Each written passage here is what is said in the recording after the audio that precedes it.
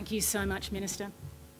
Now I'd like to welcome Richard Vines to give us a demonstration of the app, and also Steve Baker from 7th Beam, who was the developer.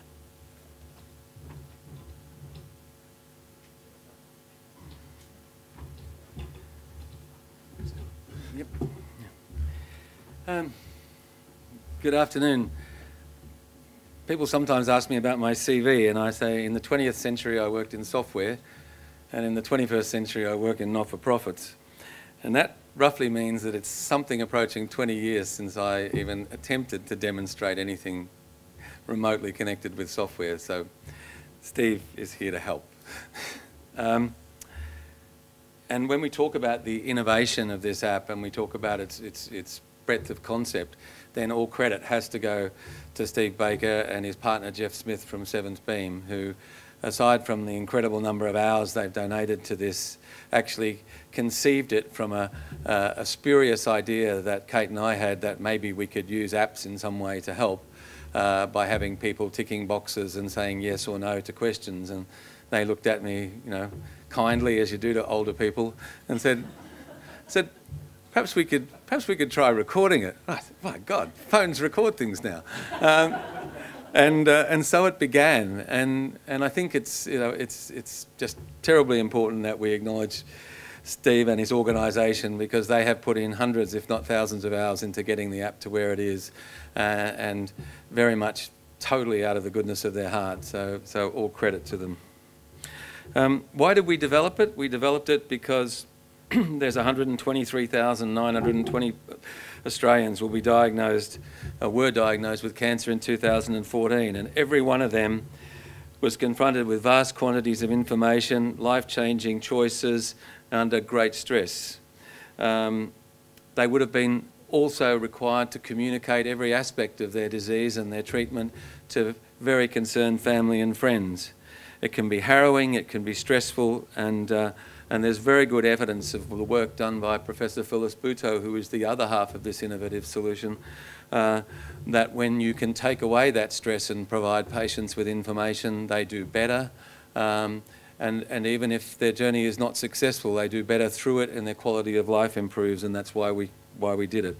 Essentially, we wanted to create structure by providing a mechanism that allowed patients to communicate questions and to record answers. Something that any person who's been to see a clinician will understand is that the power balance is very much in favour of the clinician. You're in his room, on his time, on his appointment, and on your dime.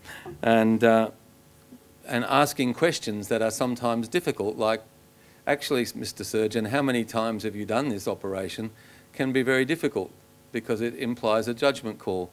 Or, Mr. Oncologist, how many times have you treated this particular type of cancer that I have? So by having these questions pre-prepared and by them coming off a list rather than coming it's not my fault, doctor, I have to ask it, it's on the list, then the power balance is slightly addressed. So that's what we're hoping for.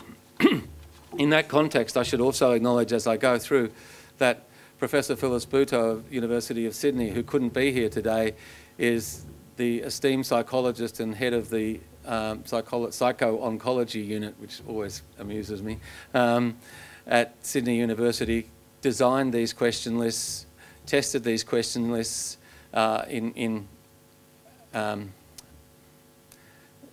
non-digital form, analogue form, in other words, pencil and paper, amongst a whole range of patients, and conducted trials and determined that they were effective and good. So we come to this project with sound clinical evidence of the impact of the questions that we're using. How does it work? I think that, in fairness, Minister Wyatt did an exceptionally good job of explaining how it works, so I think the best thing we need to do now is move forward a couple of slides, and we will get to the demonstration. I'm sorry, there we go. And then the next one, before we start, if I may, our intention was that we would set up and run a live demonstration. The prospect of combining Martin's technologies with Sony technologies defeated us. So just before we started here today, I went out there and recorded a demonstration, and I'm sorry my phone went off in the middle of it, And that's what we're about to see, but it will give you the idea. And after this, we have patients here. We have Lillian Lee, who's over there, looking wonderful. And we have John Canning, who's looking almost as wonderful as Lillian, but not quite. We have Plum, we have Steve, and we have a couple of other devices around the room. So if you'd like a personal interactive demonstration with a human being after this is finished, you're very welcome. On that note, we might go to the big production number. See what happens. Okay, so now we're going to run the app. The CAN.recall app is designed to provide a structured, methodical approach to recording information that will subsequently be useful for patients after their consultations with a cancer clinician.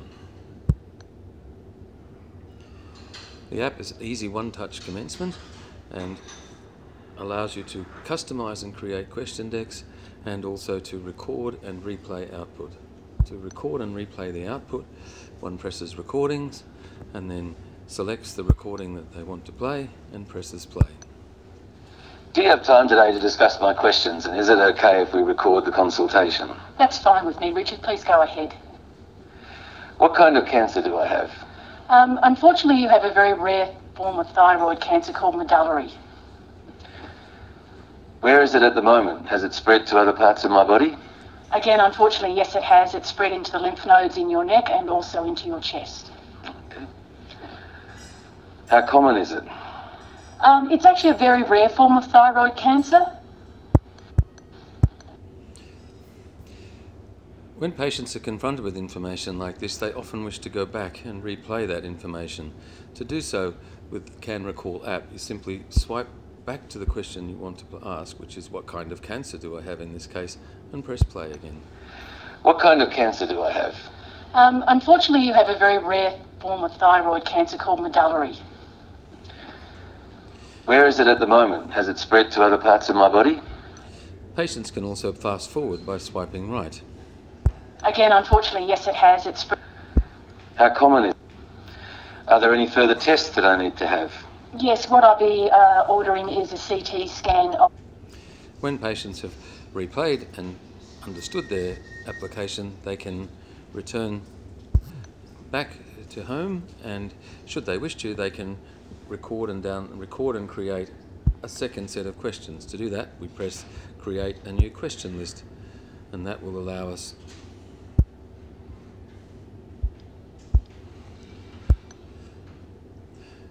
to create a whole new set of questions based on the precedent document that was created by Professor Phyllis Buto of Sydney University, where they can add, change and delete a new question. For example, to delete a question, you simply press the delete icon, and to add a question, you press the add button, and to edit a question, you simply bring up that question and modify it as you would want.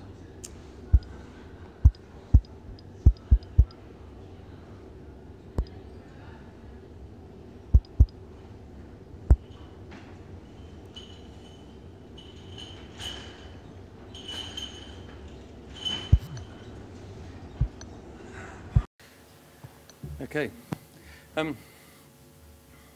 wasn't too bad. I'm very impressed.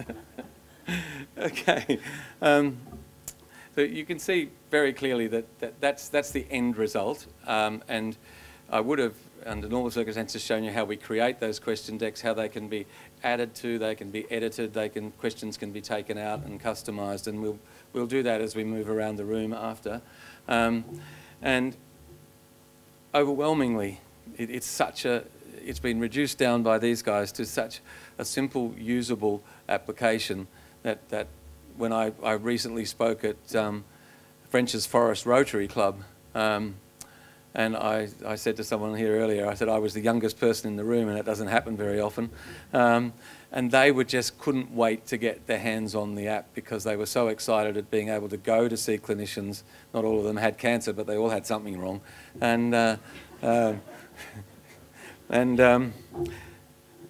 desperately trying to avoid a bad political joke here, but I'll just keep moving.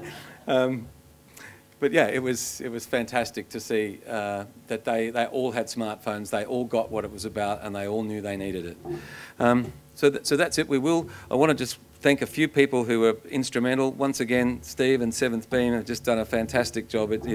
These things end up looking really simple, really straightforward, but it is the work of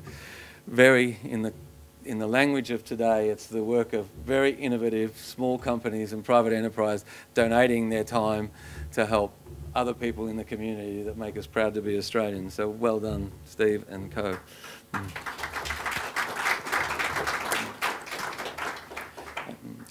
The other half of it, Professor Phyllis Buteau, as I said, who couldn't be here today, has just been incredibly generous. You know, the construction of these question decks is years and years of work, testing them in the field, making sure that patients get the right information, making sure that it's done in a way that works in a clinical environment is fantastic. And she was just, first time we went to see her, she just said, of course, that would be wonderful, you know. And if you wouldn't mind mentioning my name at some time, I thought, my God, you know, you created this thing, of course. It's just incredible humility and incredible generosity.